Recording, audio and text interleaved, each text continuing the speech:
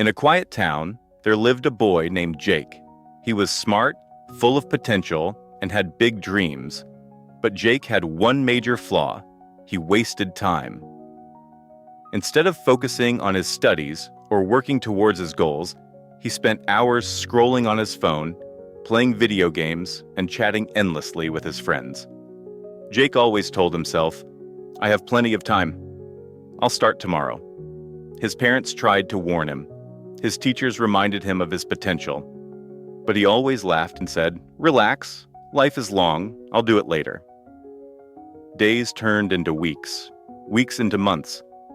And then something happened that changed everything. One day, Jake's school announced the results of the annual exams. As he scanned the list, his heart pounded. His name wasn't at the top. It wasn't even in the middle. His grades had plummeted. Shock hit him like a lightning bolt. His friends, who once admired him, stopped calling. His teachers, who used to praise him, looked at him with disappointment. And when he went home, he saw his parents staring at his report card, their faces filled with silent sorrow. For the first time, Jake felt something strange: regret. He realized that all the time he had wasted could never be brought back. That evening, Jake sat alone on his bed, lost in thought. He felt helpless, trapped by his own mistakes. That's when his grandfather, an old man with wise eyes, entered the room. "Jake," he said gently, "what's troubling you?" Jake hesitated, but then he poured his heart out. "Grandpa, I don't know what happened. I thought I had time, but now it's gone. I feel like I wasted everything." His grandfather listened carefully, then smiled and placed something in Jake's hand. A small, old clock. "This clock is special," Grandpa said. "It belonged to a great man who once made the same mistake as you." Jake frowned, confused. "A great man? Who?" His grandfather leaned forward and began his story. Many years ago, there was a powerful king named Victor. He had everything: wealth, power, and a kingdom that stretched beyond the horizon. But Victor had one weakness.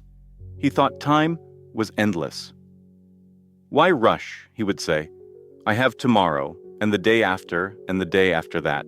He delayed decisions, ignored his responsibilities, and spent his time on meaningless pleasures.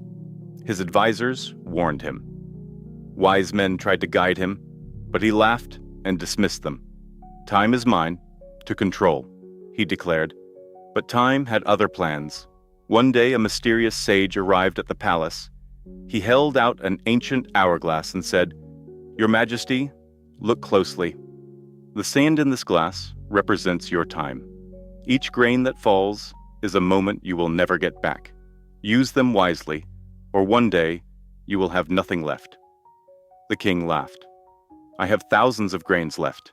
I'm in no hurry." But the sage shook his head. "You do not know how much sand remains. No one does." Years passed. The kingdom started to crumble. The people lost faith in their king. Victor's health declined, his strength faded, and his riches could not buy back the time he had lost. Desperate, he searched for the sage, but the old man had vanished. And then one morning, as Victor sat alone in his grand but empty palace, the last grain of sand in the hourglass fell. His time was up. As Grandpa finished the story, Jake looked at the clock in his hands. The ticking sound suddenly felt louder, heavier. He finally understood. Time wasn't unlimited. Every second that passed was gone forever. Jake took a deep breath. "Grandpa, is it too late for me to change?" Grandpa smiled. "The wheel of time never stops, Jake. But you can decide how to use the time you have left." That night, Jake made a decision. No more wasting time, no more delaying. The next morning, Jake did something shocking. He woke up early.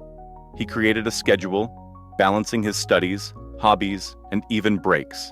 He deleted the unnecessary apps on his phone, stopped wasting hours on distractions, and focused on becoming the best version of himself. It wasn't easy. Old habits tried to creep back, but every time he felt tempted, he held onto the clock his grandfather gave him. reminding himself of the king's mistake. Days turned into weeks, weeks into months, and then the next exam results were announced. Jake's name was back at the top. His teachers smiled again.